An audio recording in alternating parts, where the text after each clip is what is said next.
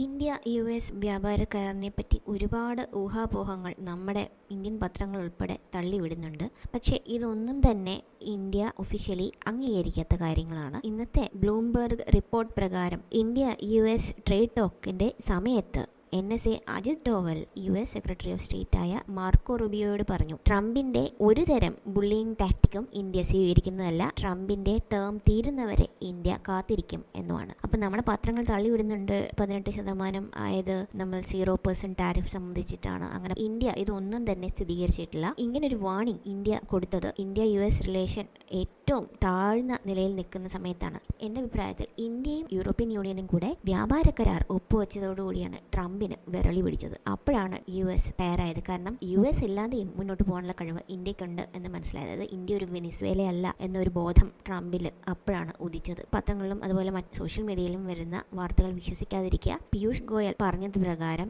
രണ്ട് രാജ്യങ്ങളും ഇതുവരെ ട്രേഡ് ഡീൽ ഫൈനലൈസ് ചെയ്തതിന് ശേഷം ഒരു ജോയിന്റ് പ്രസ് കോൺഫറൻസ് നടത്തും എന്നും അതിൽ എല്ലാ കാര്യങ്ങളും കൃത്യമായിട്ട് വിശദീകരിക്കും എന്നാണ്. ഇന്ത്യ US ട്രേഡ് ഡീലിന്റെ ഈ ഒരു ലേറ്റസ്റ്റ് മാറ്റത്തെക്കുറിച്ച് നിങ്ങളുടെ അഭിപ്രായം കമന്റ് സെക്ഷനിൽ ഇടുക. നന്ദി, നമസ്കാരം.